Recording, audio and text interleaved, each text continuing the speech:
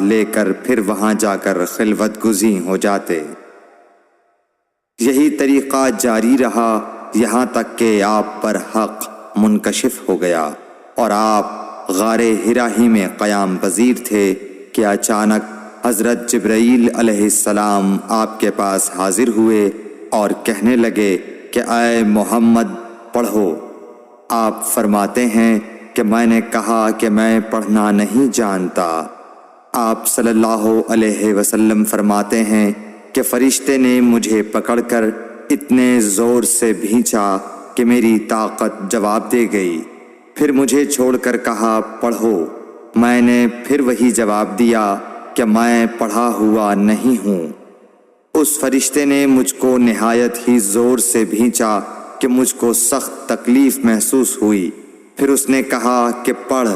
میں نے کہا میں پڑھا ہوا